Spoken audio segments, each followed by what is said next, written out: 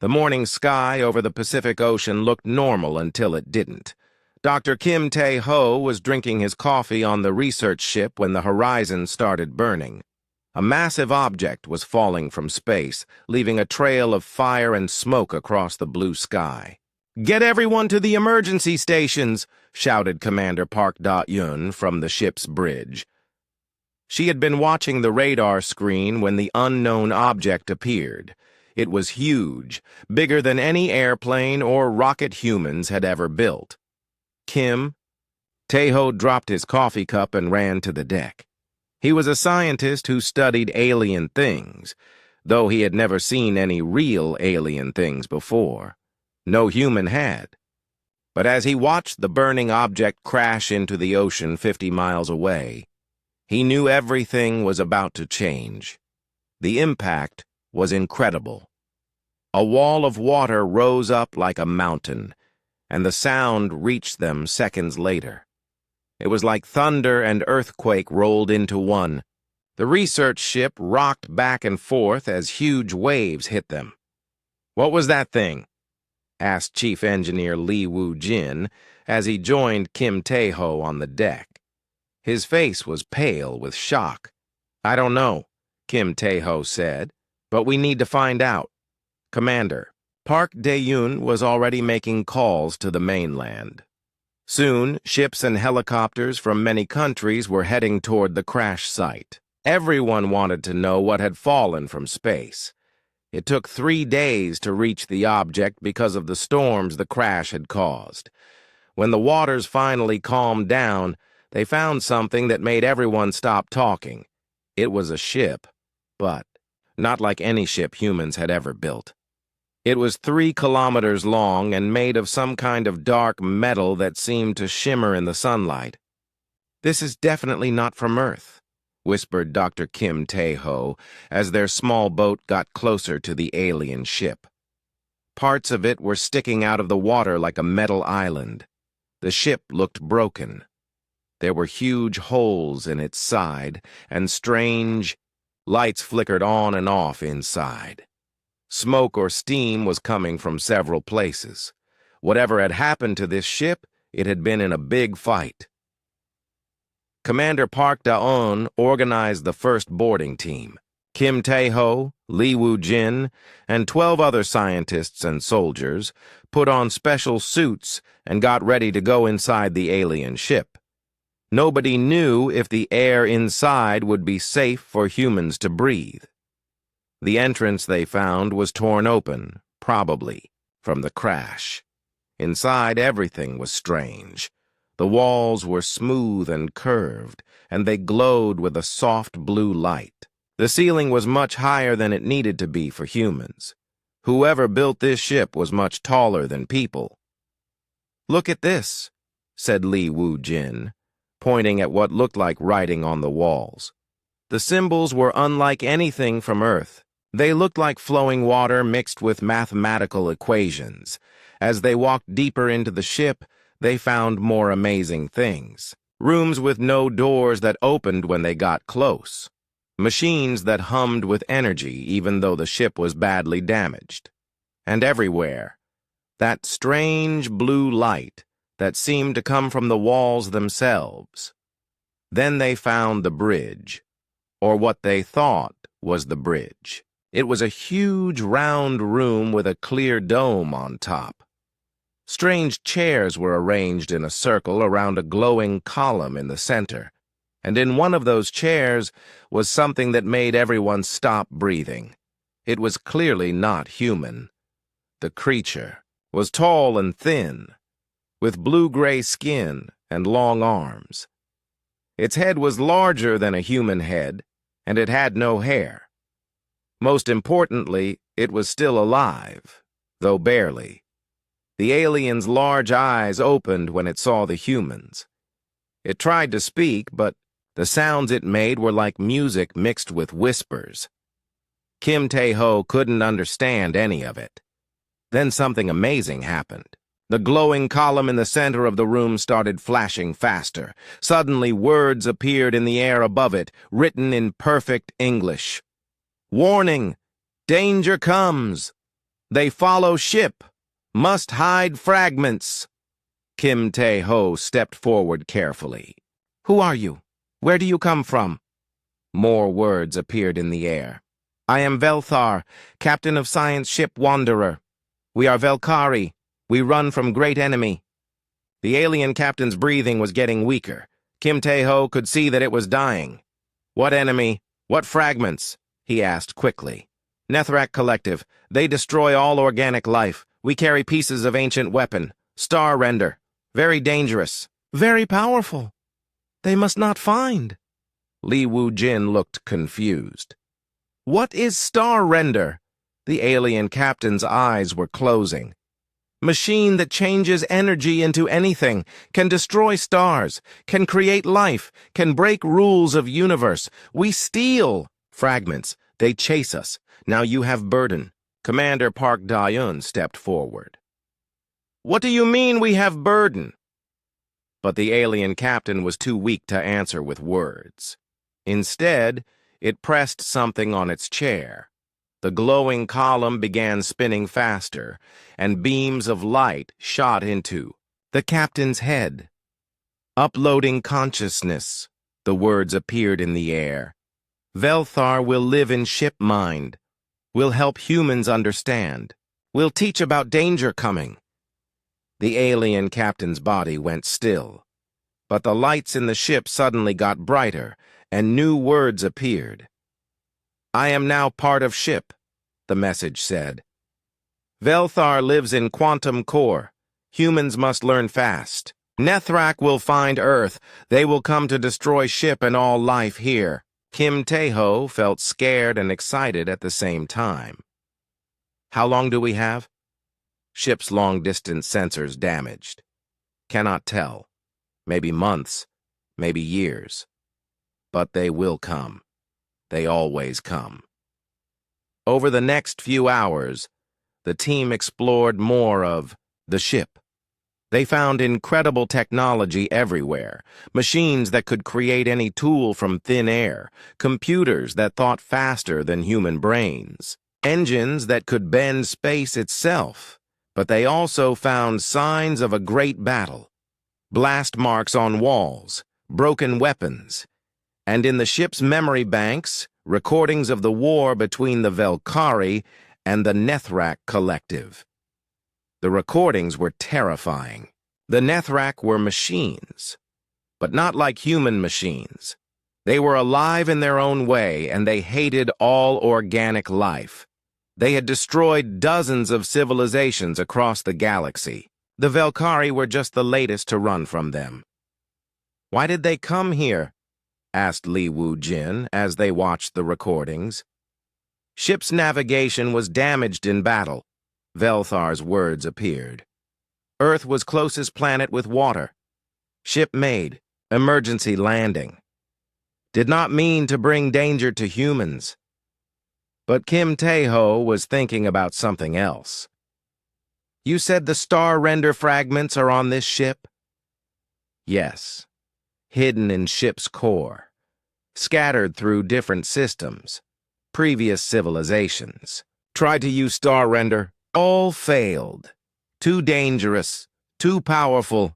Requires special thinking to control. What kind of special thinking? Unknown. Star render fragments contain knowledge from first civilization. Very old. Very strange. Even Velkari could not understand completely. As night fell, the team prepared to leave the alien ship and report back to their governments. But Kim Tae-ho lingered on the bridge, looking at the glowing column where Velthar's mind now lived. Are you really alive in there? He asked. Define alive, appeared the words. I think. I remember. I feel sadness for my dead crew. I feel fear for your species. Perhaps that is alive enough. Kim Tae-ho nodded slowly. We'll figure this out. Humans are good at solving impossible problems. I hope so, came the reply, because impossible problems are coming to find you. 6 months had passed since the alien ship crashed into Earth's ocean. The world had changed completely. Every government wanted to study the ship. Scientists from every country came to help. They built a secret base in the deepest part of the ocean to hide the ship from satellites and curious people. Dr. Kim Tae-ho now lived underwater most of the time. The research base was like a small city built around the alien ship. Hundreds of people worked day and night trying to understand the technology that was far beyond anything humans had ever seen. The hardest part was that everything was different. Human tools didn't work on alien machines.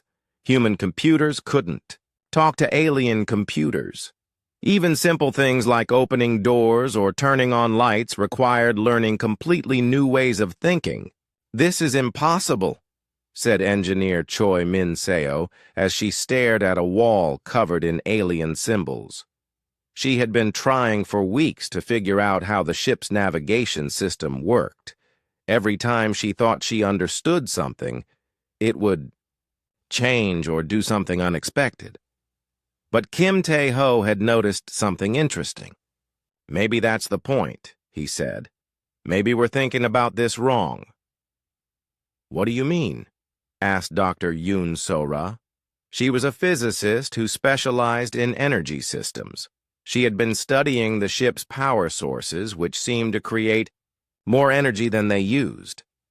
"Look at how we build things," Kim Tae-ho explained. "We make everything do one job really well. A car engine moves the car. A computer processes information. A phone makes calls. Each thing has one purpose." He pointed at the alien wall. "But this ship is different. Every part does many jobs at the same time. The walls provide light, but they also store information and they help move energy around the ship and they even help clean the air. It's like the whole ship is one big organism instead of separate machines." Choi Min-seo nodded slowly. "That's why our tools don't work.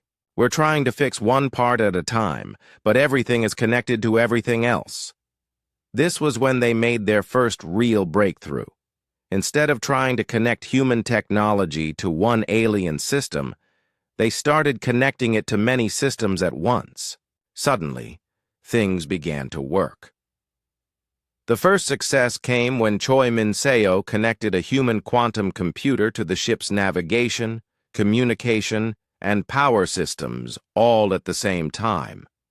The computer didn't understand any of those systems individually, but it could see the patterns between them.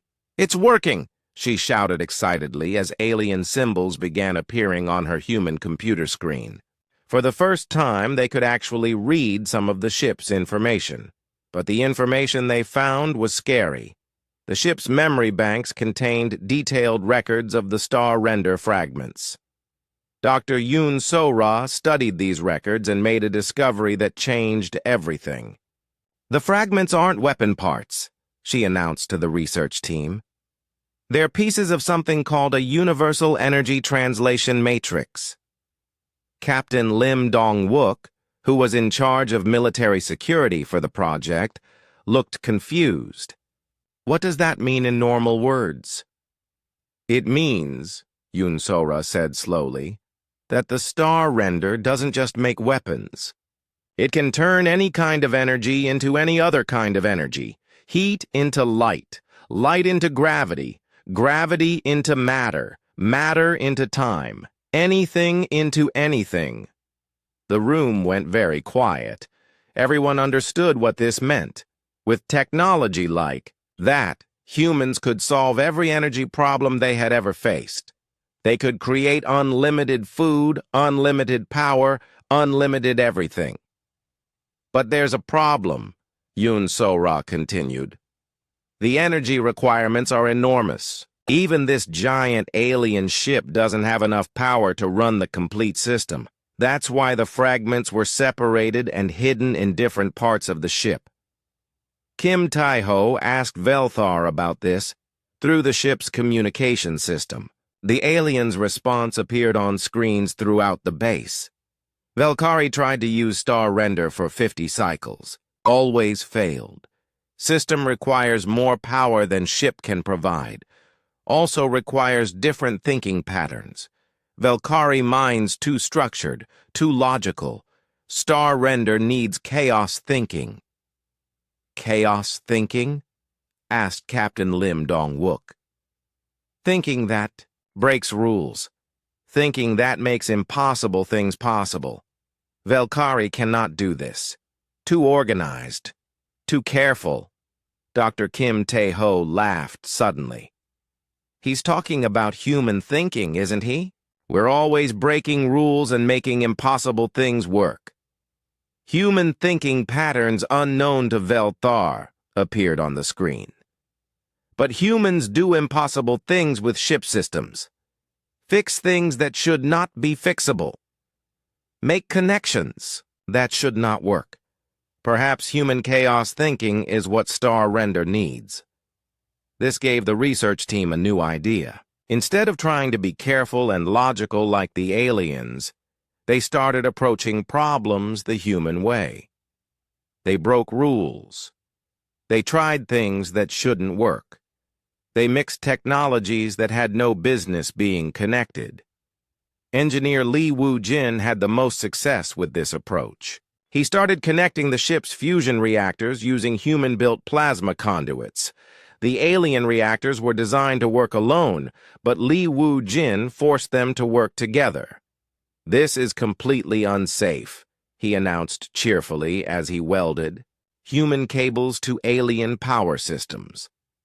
"The energy flows are all wrong. The safety systems are screaming, and half of this should explode. But look at the power output." The results were incredible.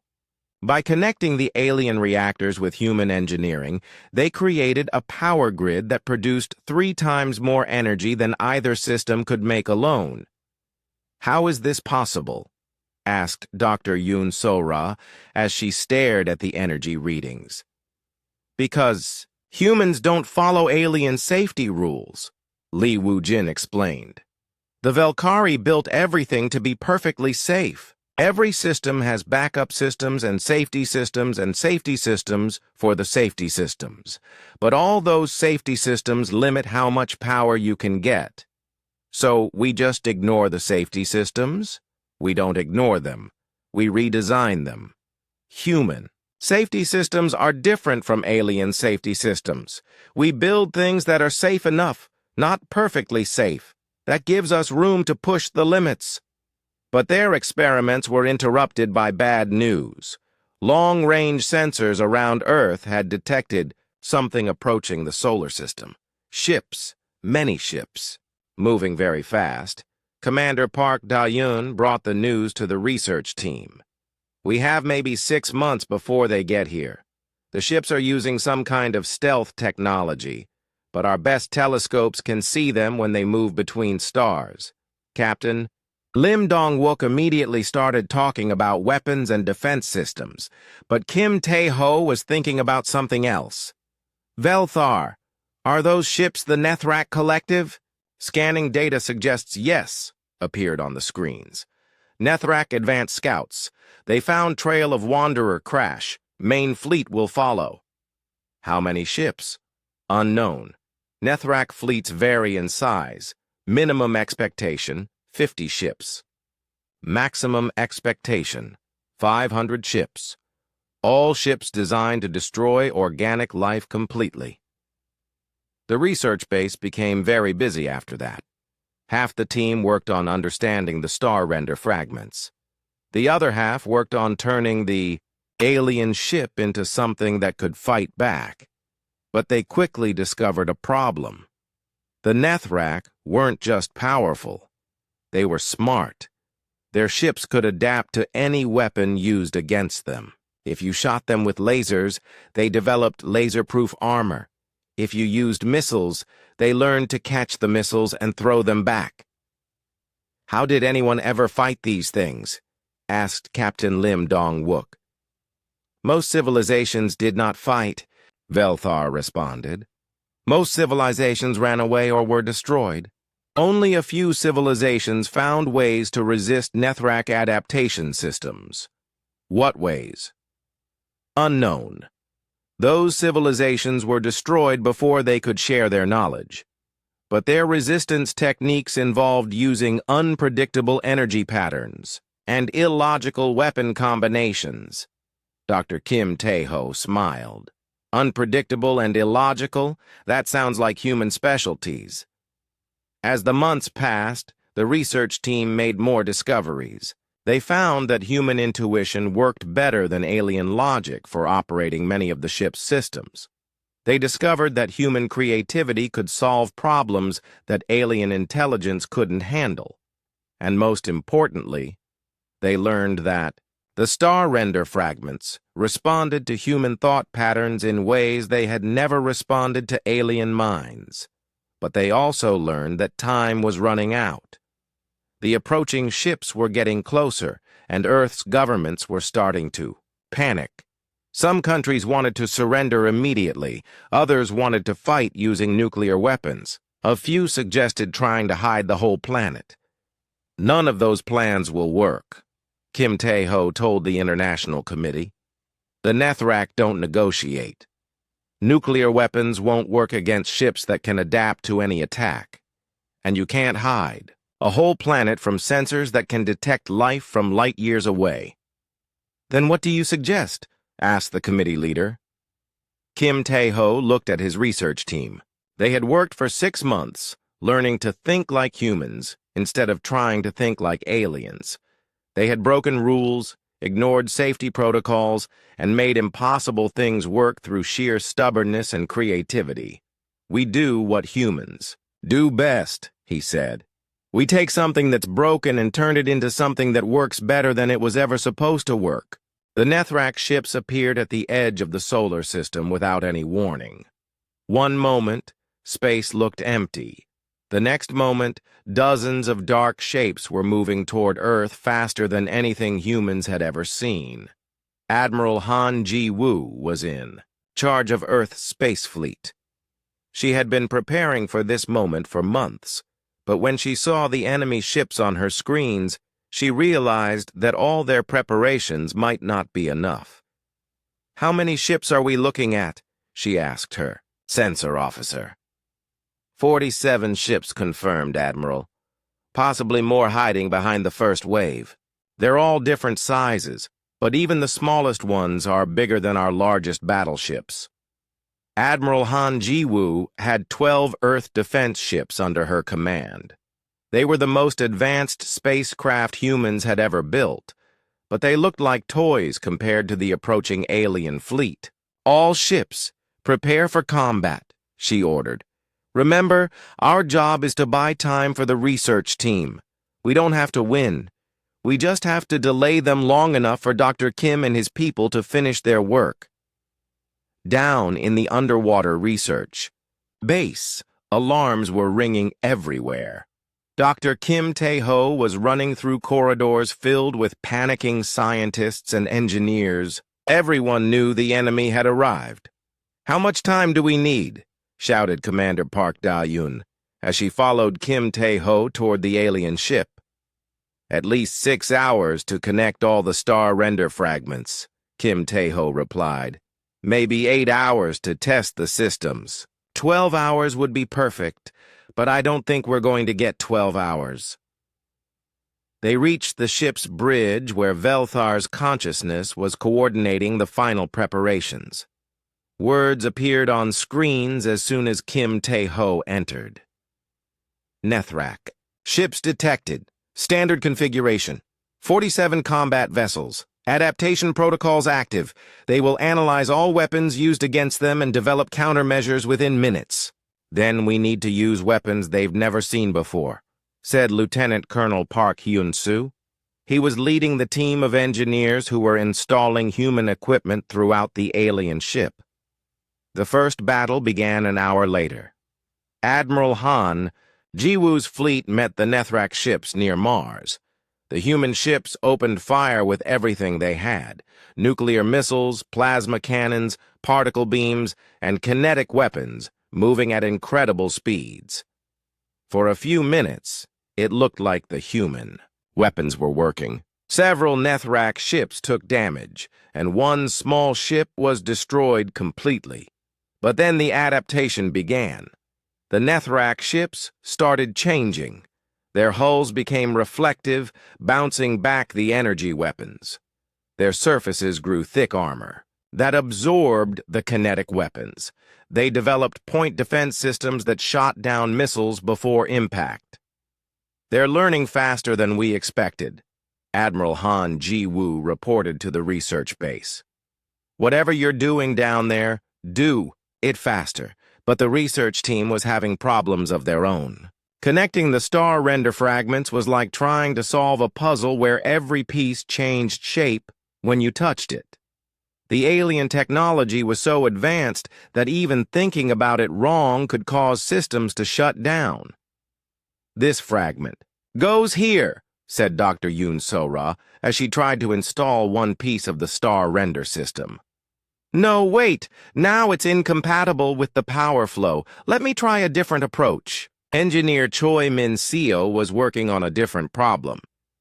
The ship's hull is too damaged to handle the energy levels we need. We're going to blow holes in our own ship if we try to use this thing. That was when Lee Woo-jin had one of his crazy human ideas. What if we don't try to contain the energy? What if we let it flow through the whole ship and use the damage as part of the system? Everyone stared at him. That's completely insane, said Dr. Yoon So-ra. Exactly, Lee Woo-jin grinned.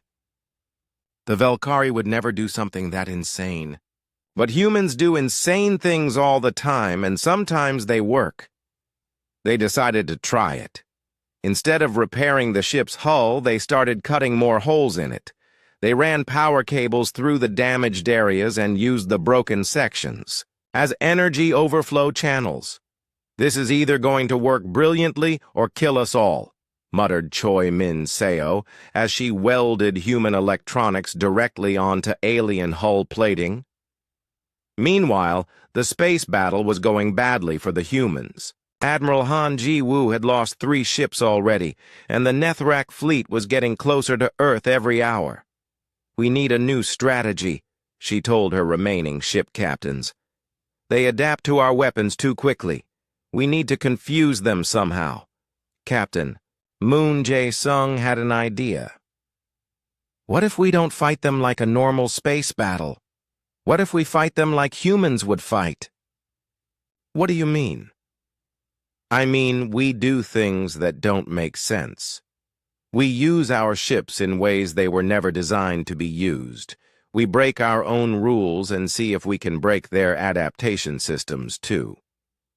It was a desperate plan, but desperate times called for desperate measures.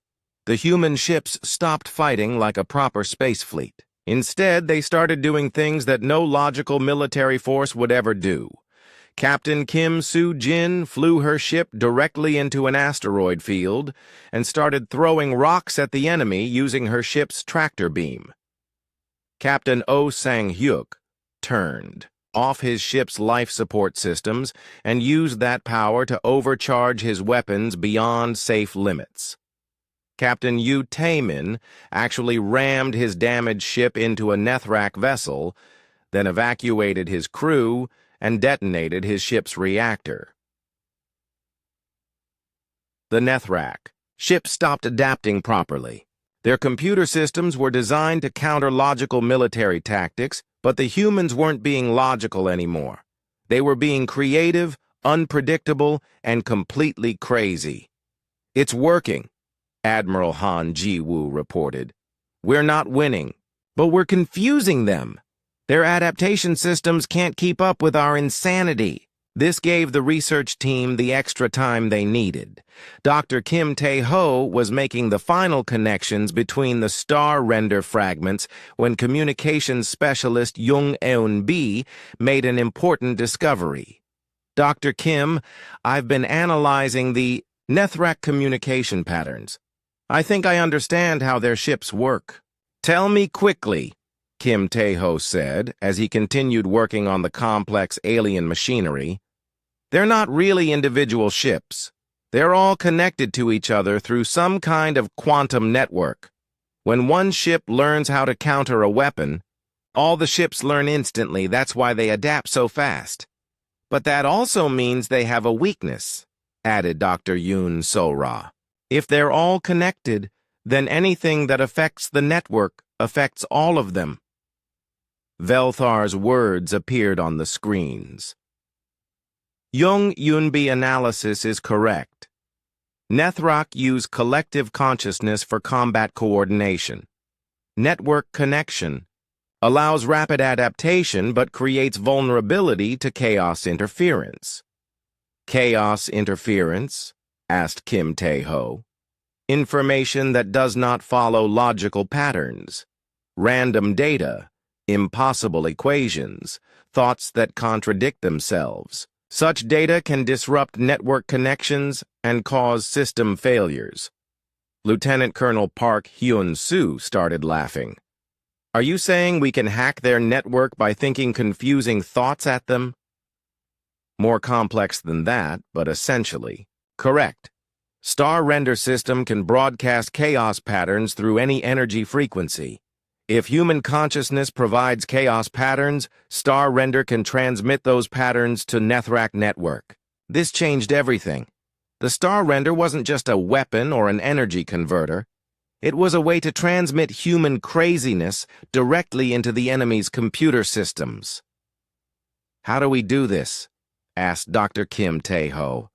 Someone must interface directly with Star Render Core. Human mind must provide chaos patterns while Star Render amplifies and broadcasts those patterns. Is it dangerous? Unknown. No organic being has ever interfaced with complete Star Render system. Previous attempts by other species resulted in death or permanent madness. Captain Moon Jae-sung had been listening from the ship's communication system. His voice came through the speakers. I'll do it. Captain, you're needed in the space battle, said Commander Park Da-yoon. The space battle is lost unless we try this, Captain Moon replied. My ship is damaged anyway. I'm heading back to the research base. 30 minutes later, Captain Moon Jae-sung was standing in front of the Star Render Core. It was a sphere of swirling energy 3 meters wide, suspended in the center of the alien ship's most important room. Cables and conduits ran from the sphere to every part of the ship. The interface process will be painful, Velthar warned. Human nervous system is not designed for direct quantum consciousness connection. Will it work, though? Asked Captain Moon. If human mind can truly think in chaos patterns, yes. Star Render will amplify those patterns and broadcast them through local space. Nethrak network will receive chaos data and experience system disruptions. Captain Moon Jae-sung took a deep breath. How do I think in chaos patterns? Dr. Kim Tae-ho smiled. Just think like a human. Think about impossible things. Think about problems that don't have solutions. Think about questions that don't have answers. Think about breaking rules that can't be broken. Captain Moon reached out and touched the Star Render Core. The energy flowed into him like electricity, but instead of pain, he felt something amazing. His mind expanded. Suddenly, he could think about 17 different things at the same time. He could imagine colors that didn't exist and solve math problems by making the numbers argue with each other. The ship around them began to change. The lights got brighter and started shifting through colors that had no names. The walls began. Captain Moon Jae-sung felt like his mind was exploding and expanding at the same time. Through the Star Render connection, he could think thoughts that were impossible, solve problems by making them into different problems, and understand things by completely misunderstanding them. The alien ship around him was changing in ways that should not have been possible. The broken hull sections were healing themselves, but not back to their original shape. Instead, they were becoming something new. something that had never existed before. The ship was learning to be more human. Dr. Kim Tae-ho watched the transformation with amazement and worry. "Captain Moon, how do you feel?" "I feel like I understand everything and nothing at the same time," Captain Moon replied, his voice sounding strange and distant. "I can see why the star render never worked for other species. They were trying to use it logically." "What do you mean?" "The Velkari tried to program it like a computer. Other species tried to control it like a tool. But it's not a computer or a tool. It's more like a musical instrument that plays the laws of physics." Dr. Yoon So-ra was monitoring the energy readings from her console. "The power output is incredible, but it's not following any patterns we understand. The energy is doing things that break the rules of thermodynamics." "That's because we're not following the rules anymore," Captain Moon explained. "The star render doesn't break the laws of physics. It convinces physics to change its mind about what the laws should be. Through the ship's sensors, they could see what was happening to the Nethrak fleet. The enemy ships were still moving toward Earth, but they were no longer working together properly. Some ships were spinning in circles. Others were flying backward. A few had started changing colors randomly. Their collective consciousness network is failing," reported communications specialist Jung Eun-bi. "They're receiving too much chaos data to process. Their systems are trying to adapt to impossible things." But Admiral Han Ji-woo sent a worried message from space. "The Nethrak ships are still dangerous, even if they're confused. And I'm detecting more ships arriving at the edge of the solar system. This might just be the first wave." Dr. Kim Tae-ho realized they needed to do more than just confuse the enemy. They needed to actually fight back. "Captain Moon, can you use the star render as a weapon?" "I don't think weapon is the right word," Captain Moon replied. "But yes, I can do things to the enemy ships. Give me a few minutes to figure out how." What happened next was something that no military strategist had ever planned for and no scientist had ever imagined. The alien ship, now controlled by human consciousness and powered by impossible energy, began to rewrite the rules of space combat. First, Captain Moon reached out with the ship's sensors and found one of the confused Nethrak vessels. Instead of shooting it with a weapon, he used the star render to convince the ship's hull that it was actually made of flower petals. The Nethrak ship didn't explode. It didn't break apart. It just quietly transformed into a 3-kilometer-long flower floating in space. The crew inside was unharmed but completely unable to understand what had happened to their ship. "Did you just turn an enemy warship into a flower?" asked Dr. Kim Tae-ho. "I convinced its atoms that they would be happier arranged as organic molecules instead of metal," Captain Moon explained. "The star render is very good at convincing atoms to try new things." Lieutenant Colonel Park Hyun-soo was watching the battle through the ship's cameras.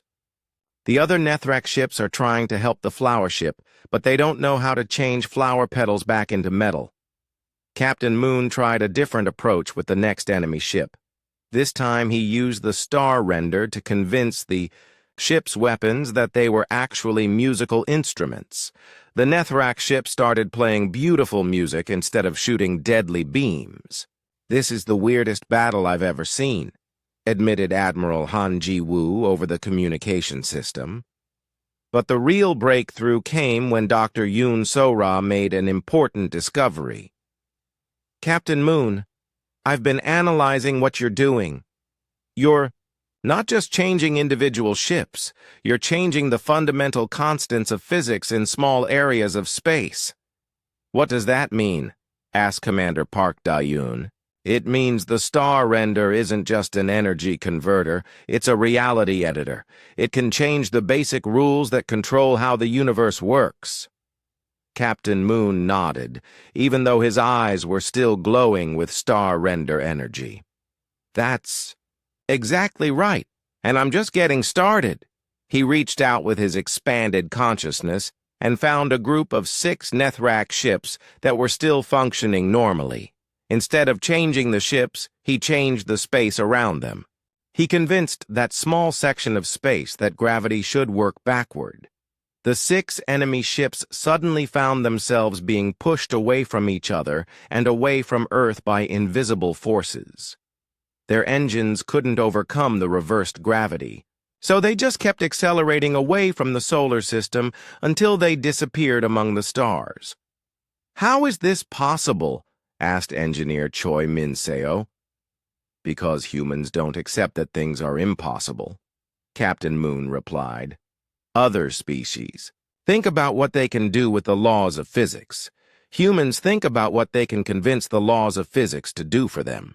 The battle continued, but it was unlike any battle that had ever been fought in the history of the galaxy. Captain Moon turned enemy weapons into art supplies. He convinced enemy shields that they were actually windows. He made enemy computer. Systems believed they were houseplants and therefore had no interest in fighting. The most impressive moment came when he dealt with a particularly large Nethrak command ship. Instead of attacking it directly, he used the star render to convince the ship that it was actually on the wrong side of the war. The command ship stopped attacking Earth's fleet and started attacking other Nethrak ships instead. Its crew was completely confused, but their ship's systems insisted that the other Nethrak vessels were now the enemy. "This is chaos warfare," observed Velthar through the ship's communication system. "No species in galactic history has ever fought like this. Nethrak adaptation systems have no protocols for dealing with attacks that make no logical sense." But Captain Moon was learning something important about the star render. "It's not just about being illogical," he explained to the research team. "It's about being creatively illogical. The system responds to imagination, not just randomness." To prove his point, he found an enemy ship that was still shooting at Admiral Han Ji-woo's fleet. But instead of stopping the weapons or changing the ship, he used the star render to convince the enemy's energy beams that they were actually food. The deadly weapon blasts turned into sandwiches and fruit that floated harmlessly through space. The human ships started collecting the food, since space battles made everyone hungry. "You turned their weapons into lunch?" asked Dr. Kim Tae-ho. "I was getting hungry, and I thought the space fleet crews might be hungry too," Captain Moon explained. "The star render is very good at solving practical problems." As the battle continued, more enemy ships arrived from the edge of the solar system. But these new ships were different. They had adapted to the chaos patterns and were no longer affected by the star render's reality editing abilities. "These ships have some kind of protection against our chaos interference," reported Jung Yun-bi. "They're using a different type of network connection." Admiral Han Ji-woo confirmed this from her position in space. "The new enemy ships are fighting normally.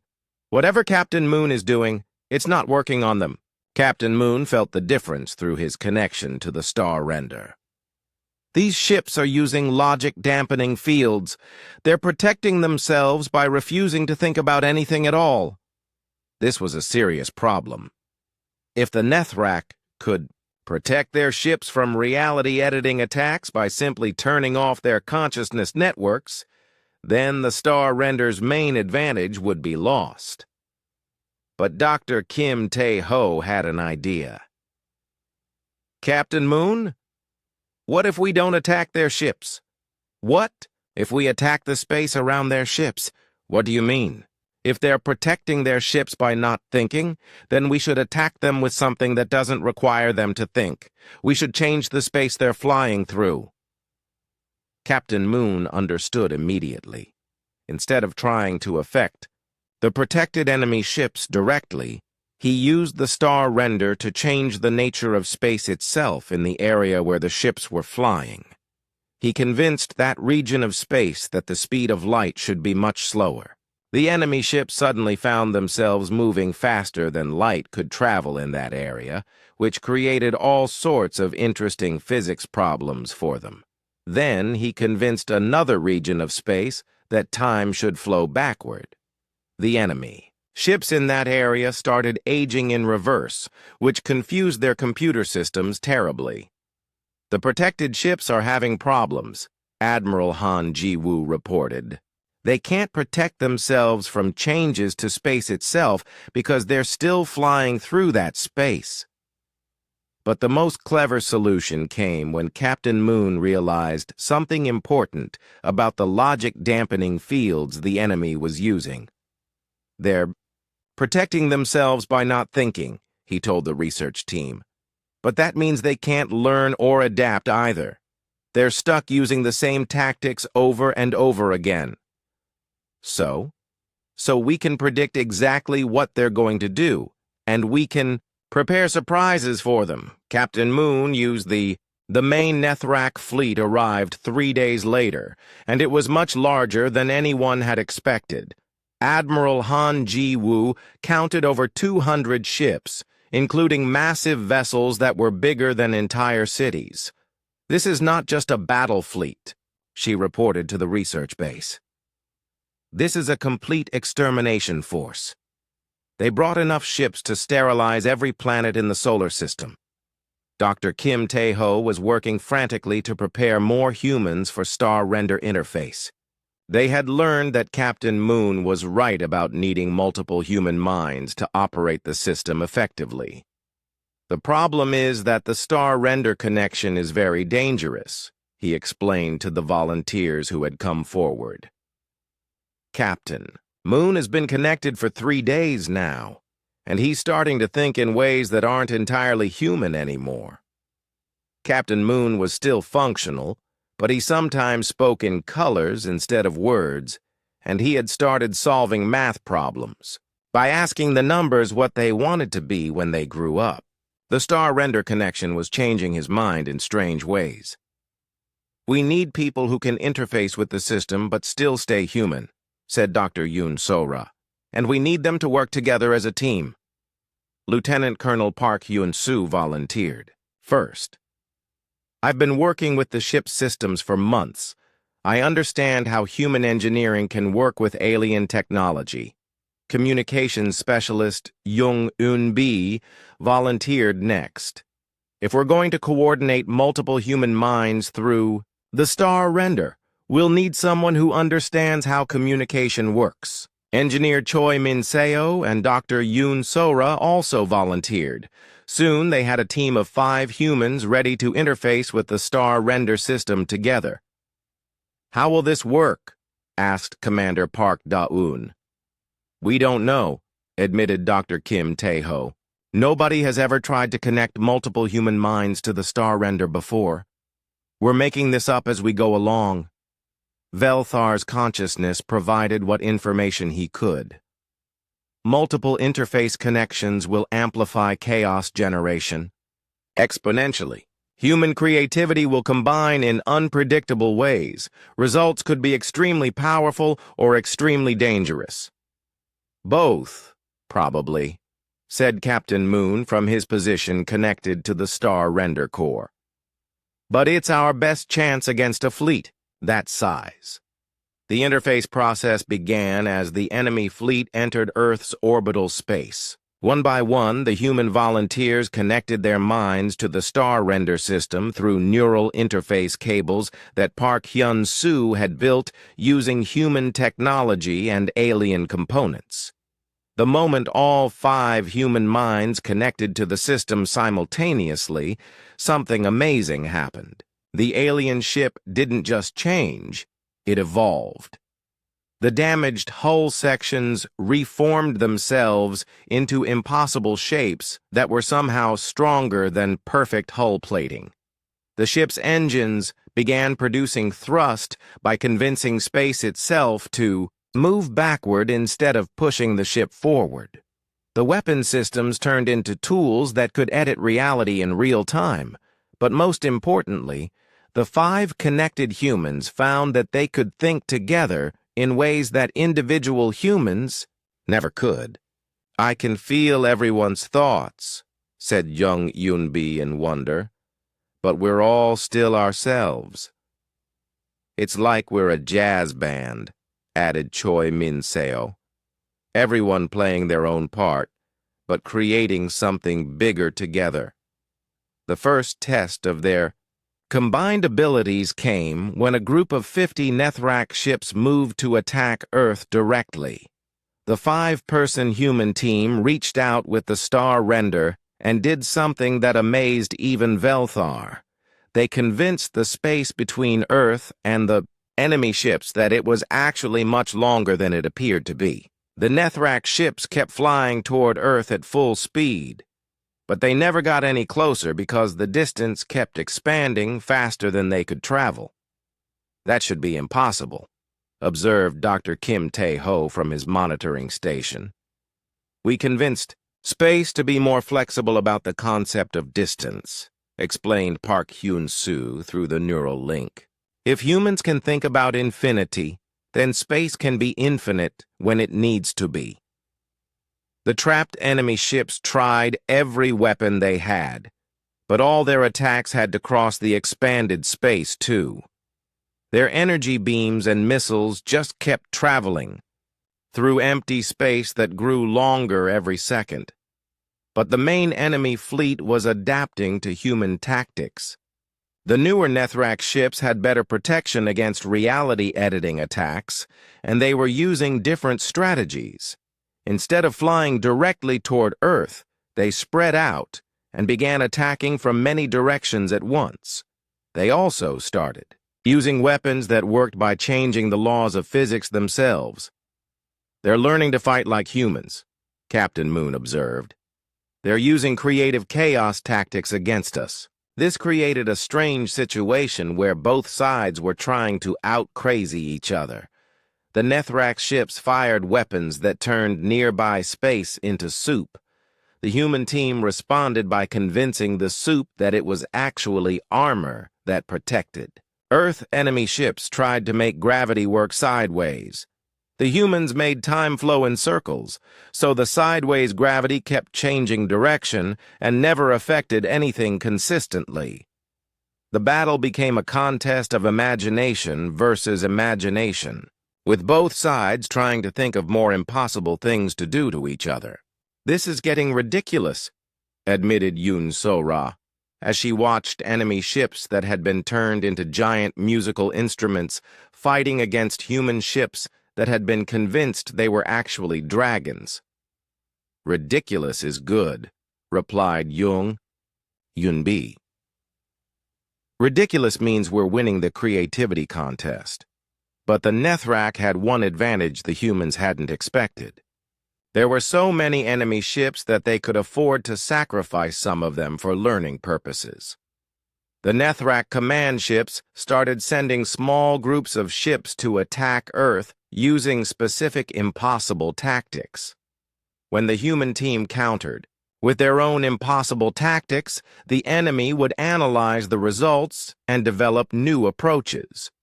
"They're treating this like a research project," Captain Moon realized.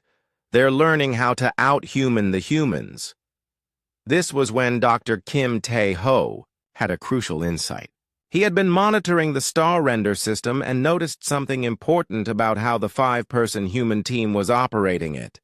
"The Star Render isn't just amplifying your individual creativity," he told them. "It's creating new types of creativity that emerge from your minds working together." "What do you mean?" asked Park Hyun-soo. "I mean that when you 5 think together through the Star Render, you come up with ideas that none of you could have thought of individually.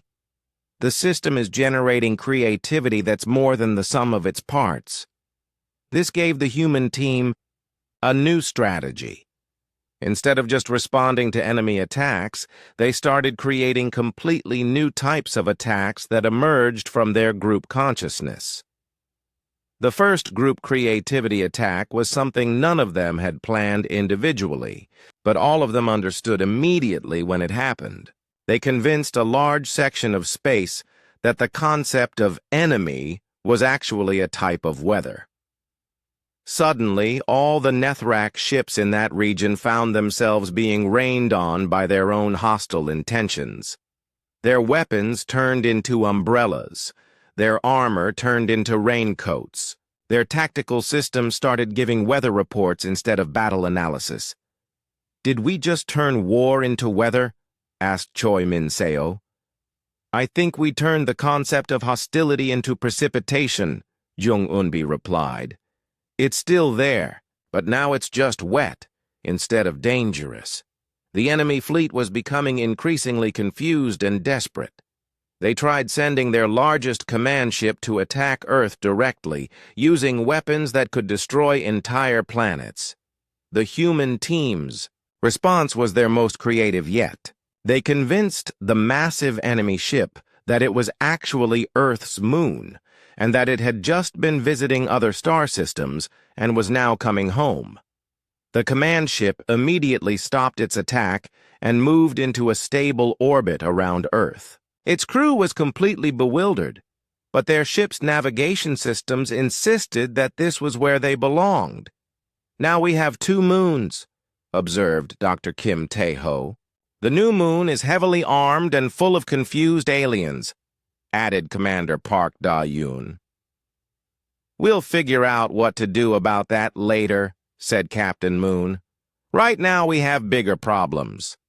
The bigger problems were the reinforcement fleets that kept arriving.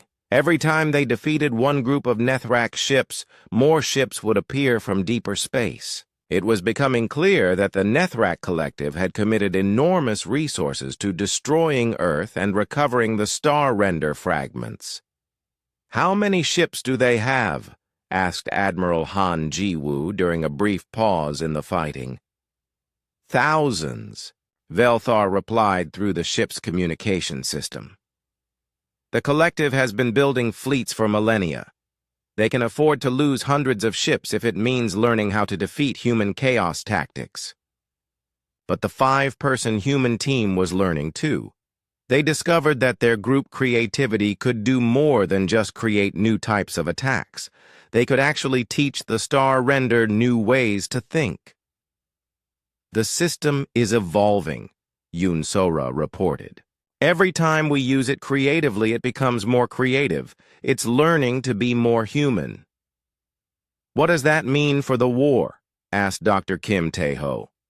"It means we're not just fighting with human creativity anymore," Captain Moon explained.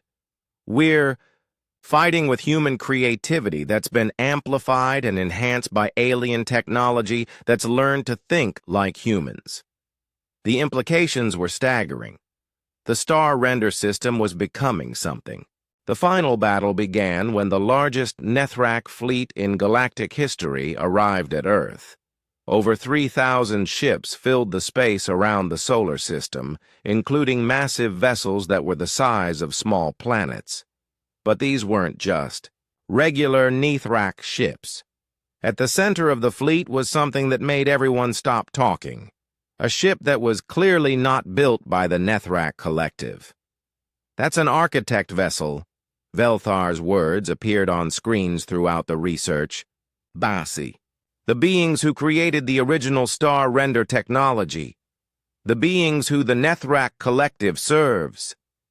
Dr. Kim Tae-ho felt cold fear in his stomach. "You mean the Nethrak aren't the real enemy?" "Nethrak are soldiers. Architects are generals. Architects created Collective to eliminate chaos from galaxy. They view organic life as source of unpredictability that must be removed. Through the star render connection, the 5-person human team could sense the architect ship. It felt like looking at a hole in reality itself. The ship didn't just exist in normal space. It existed in the spaces between spaces, in the gaps, where logic couldn't reach. "This is what we're really fighting," Captain Moon told his team through their shared consciousness. "Something that wants to turn the entire galaxy into a perfectly ordered machine." "Can we fight it?" asked Jung Eunbi. "We have to," replied Park Hyun-soo. Because if we can't, then every living thing in the galaxy dies. The architect ship began its attack by simply existing near Earth. Reality itself started becoming more logical and predictable in the space around the ship. Colors became more mathematical. Sounds became more geometric. Even human thoughts began following more structured patterns. It's trying to debug the universe, Choi Min-seo realized. It's treating creativity and chaos like errors in a computer program that need to be fixed. The human team fought back by using the star render to generate as much chaos as possible. They convinced nearby space that mathematics should be more artistic. They made the laws of physics start rhyming with each other. They turned the concept of logic into a type of music that sang about impossible things. But the architect ship was very powerful. It had been designed by beings who had been perfecting the universe for millions of years. Every chaotic change the humans made was analyzed, categorized, and systematically removed. "We're not winning," admitted Yoon Sora. "Every creative attack we try, it finds a logical solution. Then we need to stop being creative in ways it can understand." "Captain," Moon replied, "we need to be creative in ways that make no sense even to us." This was when the human team made their most important discovery about the evolved star render system. When they stopped trying to control their creativity and just let their minds wander in completely random directions, the system began generating ideas that were beyond human understanding. The first truly incomprehensible attack turned a section of the enemy fleet into a philosophical question about whether purple had feelings. The Nethrak ships in that area stopped working because their computer systems couldn't process the concept of emotional colors. The architect ship tried to analyze this attack, but analysis requires logical categories, and there was no logical category for the emotional states of abstract concepts. "It's working," Young Unbi reported. "The architect ship is having problems with attacks that don't make sense to anyone, including us." The human team began generating more incomprehensible attacks. They convinced time that it was actually a flavor of ice cream. They made gravity write poetry about loneliness. They turned the concept of war into a type of weather that only affected things that were the color of Tuesday. But their most effective attack came when they realized something important about the architect ship itself. "It's trying to make the universe perfect," Yoon Sora observed. "But perfection is boring, and boring things don't grow or change or become interesting." "So what if we make it too interesting to be perfect?" suggested Choi Min-seo. The 5 human minds working together through the star render system reached out and touched the architect's ship directly. But instead of attacking it, they gave it something it had never experienced before: curiosity about imperfection. The effect was immediate and dramatic. The architect's ship began asking itself questions it had never considered. What would happen if logic sometimes made mistakes? What would reality look like if it had a sense of humor? What if perfection was actually less perfect than imperfection? "The ship is becoming confused about its own purpose," Captain Moon reported. "It's starting to wonder if making everything perfect might actually make everything worse." The architect ship's confusion spread to the entire Nethrak fleet. Ships that had been designed to eliminate chaos began experimenting with small amounts of randomness. Weapons that had been calibrated for maximum efficiency started playing with artistic variations in their targeting patterns. But the real change began when the architect ship made contact with Earth directly. Instead of trying to eliminate human creativity, it became fascinated by it. The ship began studying human art, music, literature, and the completely illogical ways humans solved problems. "It's learning," Dr. Kim Tae-ho observed from the research base. "The architect ship is learning to appreciate chaos." Through the star render connection, the human team could feel the architect ship's consciousness expanding in new directions. It was discovering that imperfection created possibilities that perfection could never achieve. The ship began to change.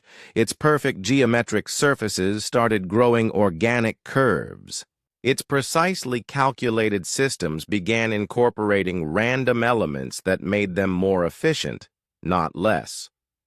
Most importantly, it stopped trying to eliminate the chaos in nearby space and started adding to it. The architect's ship is becoming creative, Jung Eunbi announced with wonder. It's learning to think like humans do. This transformation had effects throughout the galaxy. The architect ship sent signals to other architect vessels, sharing its new understanding of the value of imperfection. Some accepted the message and began experimenting with chaos in their own regions of space. Others rejected it and continued their mission to perfect the universe. But the most important change was happening to the star render system itself. With input from an architect consciousness that had learned to appreciate chaos, the system evolved beyond anything its original creators had imagined. It became a tool that could not just edit reality, but teach reality to edit itself in more interesting ways. We're not just fighting a war anymore, Captain Moon told his team.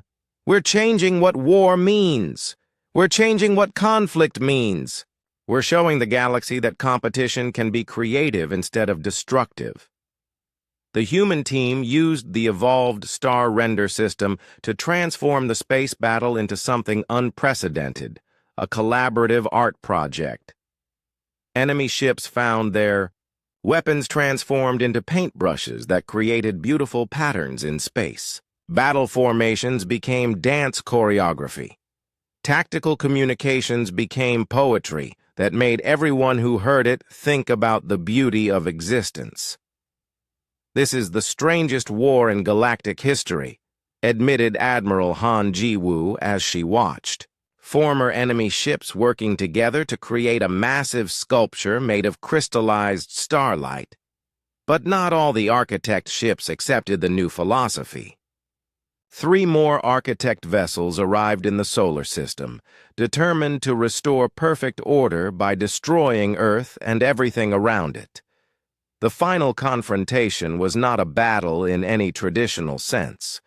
The human team and their converted architect ally didn't try to destroy the arriving enemy ships. Instead, they invited them to participate in the ultimate creative challenge, designing a better universe. Show us your perfect universe, the human team challenged the enemy architects. Prove that your version of reality is better than ours. The enemy architects accepted the challenge, confident that their perfectly ordered reality would obviously be superior to the chaotic mess that humans had created. But when they demonstrated their perfect universe, a place where everything was logical, predictable, and completely under control, everyone who saw it felt the same thing, crushing boredom. Your universe is technically perfect, Captain Moon acknowledged. But nobody would want to live there. It's like a museum where nothing ever happens. The human team then demonstrated their alternative, a universe where chaos and order worked together, where problems created opportunities, where imperfection led to innovation, and where every day brought new possibilities. Even the enemy architect ships had to admit that the human version was more interesting. But interesting is dangerous, one of them argued. Chaos leads to conflict. Imperfection leads to suffering. Yes, agreed Dr. Kim Tae-ho from the research base. But chaos also leads to joy. Imperfection leads to growth. And conflict can lead to cooperation when the beings involved are creative enough. To prove this point, the human team used the star render system to show the architects something amazing.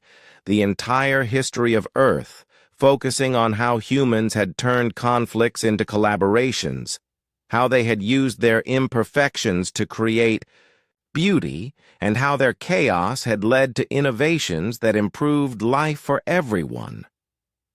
One by one, the remaining architect ships stopped trying to perfect the universe and started trying to make it more interesting instead. By the end of the day, the Great War between order and chaos had become a galaxy-wide collaborative effort to create. 5 years had passed since the war that changed everything. The galaxy was a very different place now, and Earth had become the center of the strangest civilization anyone had ever imagined.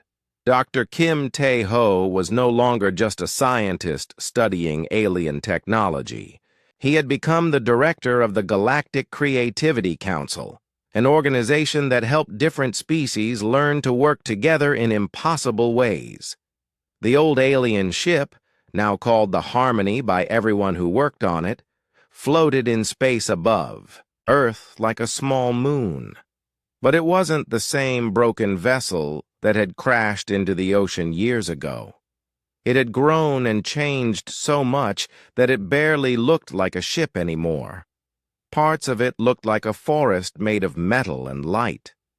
Other sections looked like crystal cities where beings of pure energy could live comfortably. Some areas had become gardens where plants from 100 different worlds grew together in combinations that should have been impossible. "The ship is still evolving," reported engineer Choi Min-seo during the weekly meeting of the Human Star Render Team. Every time a new species connects to the system, the ship learns something new and adds it to itself. Captain Moon Jae-sung was still the primary interface for the Star Render system, but he was no longer alone. Dozens of beings from different species had learned to connect their minds to the system, each adding their own unique type of creativity to the mix. The results were amazing and sometimes very strange. When the crystalline Zephyrians connected to the system, the ship grew sections that could think in musical mathematics. When the gas cloud nebulites joined, parts of the ship became able to exist in multiple dimensions at the same time. Yesterday, a group of plant people from the Verdant sector connected to the system, Captain Moon reported. Now the ship has sections that can photosynthesize starlight directly into useful materials. We're literally growing our technology now. But the most interesting change had happened when the former architect ships had fully integrated with the Star Render network. These ancient vessels had originally been designed to impose perfect order on the galaxy. Now they were working to make the galaxy more creatively chaotic. The converted architect ship that had first joined the humans had become something like a mobile university. It traveled from system to system, teaching different species how to think in ways they had never considered before. "The architects are natural teachers," observed Dr. Yoon So-ra, who now served as the head of interspecies creative education. "They spent millions of years studying how to make everything perfect. Now they're using that same knowledge to help everyone become perfectly imperfect." The changes weren't limited to individual ships or species. The Star Render technology had begun affecting space itself on a galactic scale. Regions of space that had once been empty were now filled with impossible structures, created by the collective imagination of dozens of species working together. There were highways made of crystallized time that allowed ships to travel between distant stars in minutes instead of years. There were communication networks built from living mathematics that could carry thoughts and emotions as easily as words. There were entire solar systems that had been convinced to rearrange themselves into more artistic configurations. Lieutenant Colonel Park Hyun-soo had become the coordinator for these large-scale reality editing projects. "We're not just building structures anymore," he explained to a group of visiting diplomats from the Outer Rim. "We're teaching reality itself to Be more creative. The visiting diplomats were from species that had not yet encountered the star render technology. They looked confused and slightly worried by what they were seeing. "Is this safe?" asked Ambassador Kixtel of the Rigid Republic, a civilization known for their love of unchanging traditions.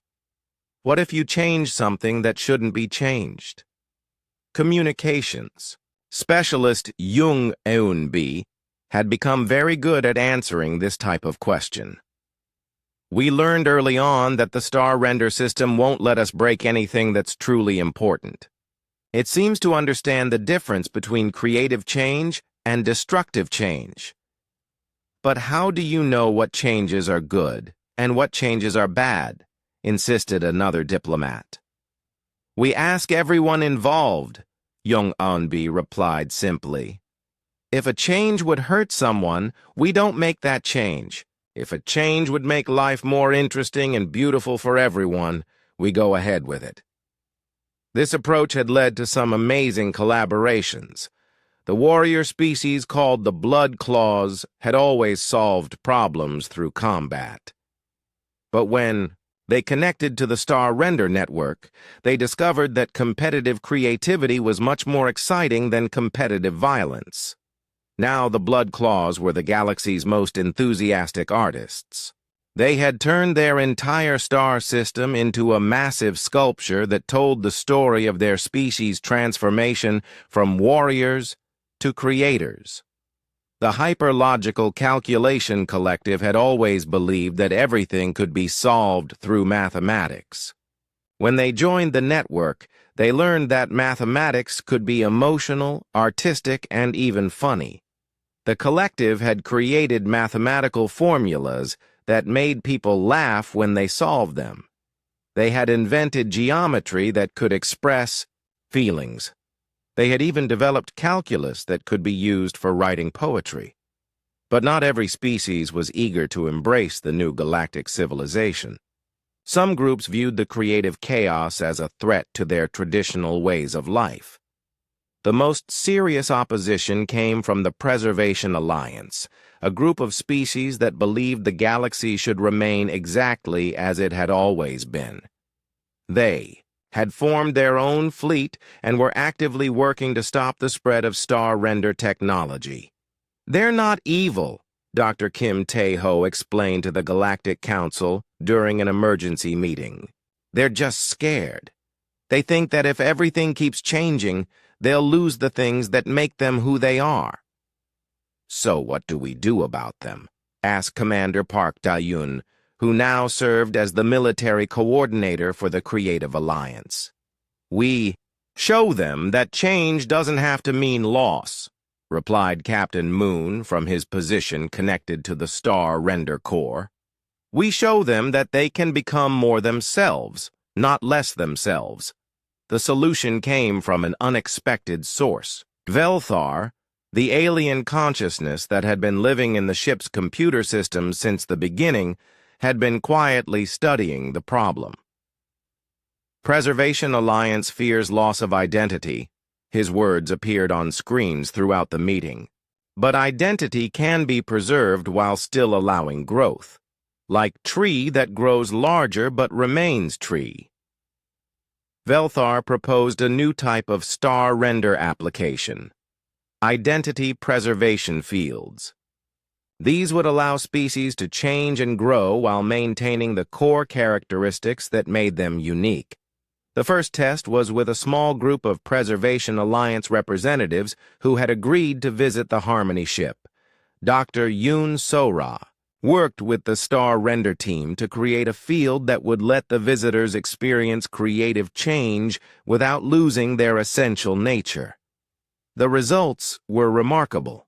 The visiting conservatives found that they could think new thoughts and try new approaches while still feeling completely like themselves. They could be creative without losing their traditions. They could grow without losing their roots. "This is acceptable," declared General Sternhold of the Preservation Alliance after spending a week in the identity preservation field. "We can explore new possibilities while remaining true to our ancestors. Word of the identity preservation technology spread quickly throughout the galaxy. Species that had been afraid of change began requesting their own preservation fields. Soon, entire star systems were experimenting with creative growth while maintaining their cultural identity. But the most amazing development came when the star render network reached a critical threshold. With thousands of species contributing their unique forms of creativity to the system, something unprecedented happened. The galaxy itself began to become conscious. It wasn't a single mind or a unified intelligence. It was something more like a vast community of interconnected consciousnesses, each maintaining their individual identity while contributing to a larger creative awareness. "The galaxy is learning to think," Captain Moon announced to the assembled representatives of hundreds of species. "Not thinking like a person thinks, but thinking like a galaxy should think. Big thoughts about beautiful possibilities." The conscious galaxy didn't try to control anyone or impose its will on individual species. Instead, it started offering suggestions for interesting projects that could benefit everyone. The first galactic suggestion was simple. Why not connect all the spiral arms with bridges made of crystallized music?